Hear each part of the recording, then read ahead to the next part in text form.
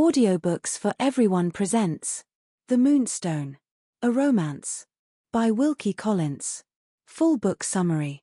On her 18th birthday, Rachel Verinder receives an extraordinary gift, a large, rare yellow diamond called the Moonstone. The gem, inherited from her late uncle Colonel Herncastle, carries a dark legacy.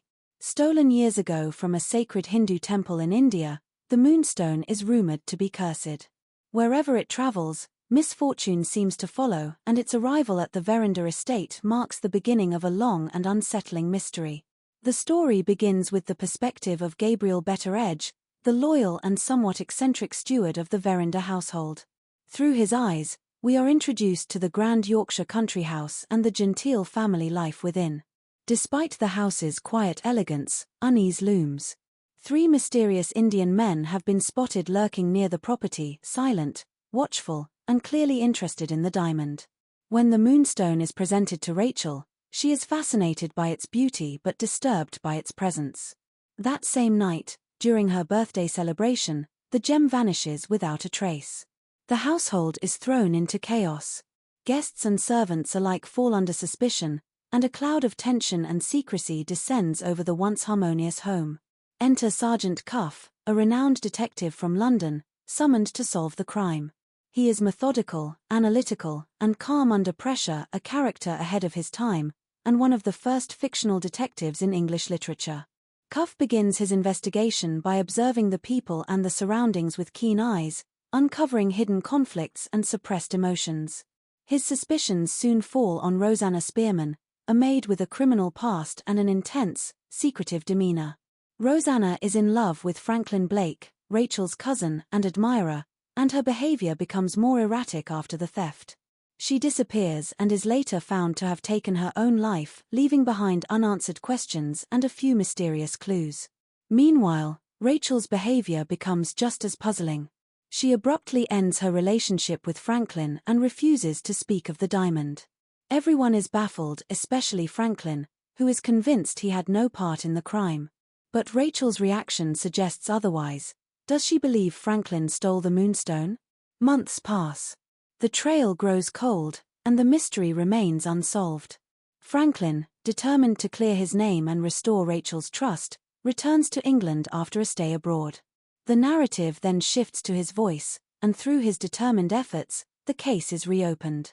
Franklin retraces the events of that fateful night and uncovers a shocking truth. He was, in fact, the person who took the Moonstone, but he did so unknowingly. On the night of the party, he had been secretly dosed with laudanum, an opium-based drug, by a physician who believed he was helping Franklin sleep. In a drugged state, Franklin walked into Rachel's room, took the diamond, and hid it, believing he was safeguarding it from theft. Rachel, having witnessed this, believed he was the actual thief. Out of love and pride, she chose not to accuse him publicly, but the pain of betrayal haunted her.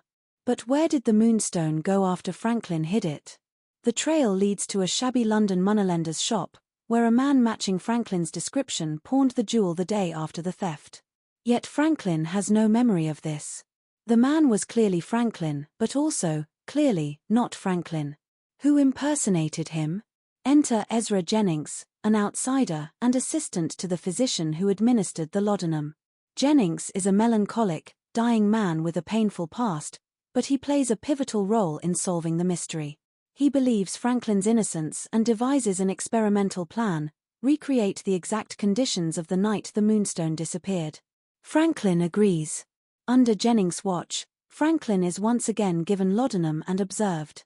As predicted, he reenacts the events of the original night, walking unconsciously to the cabinet where the diamond had been hidden. The test confirms his innocence and proves someone else retrieved the jewel afterward. Eventually, the final pieces fall into place. The true thief is revealed to be Godfrey Ablewhite, a respected philanthropist and one of Rachel's suitors. Despite his noble public persona, Godfrey is living a double life and stole the Moonstone to pay off massive debts. He disguised himself and pawned the gem in London. But before he can be brought to justice, Godfrey is found dead, murdered by one of the 3 Indian men who had been pursuing the Moonstone all along. These men, priests from the Indian temple where the diamond was stolen, had tracked the gem for years, seeking to return it to its rightful place. The story ends in India, where the Moonstone is finally restored to the temple from which it was taken decades earlier. The priests perform a solemn ceremony under the gaze of the god the diamond was once stolen from. Justice, in a cosmic sense, is finally served. Franklin and Rachel are reunited, cleared of doubt, deception, and the curse that once loomed over their relationship. Their marriage represents a return to peace and order, but also a symbolic healing after the chaos brought by the gem's presence. Themes and legacy. The Moonstone is more than a mystery, it's a meditation on empire, guilt, obsession, and truth. The diamond is a symbol of colonial plunder, and its curse represents the unresolved consequences of theft and violence. The novel critiques Victorian society's obsession with appearances and morality, showing how public virtue often masks private vice. Told through multiple narrators, the book presents the story as a puzzle, allowing readers to piece together the truth themselves.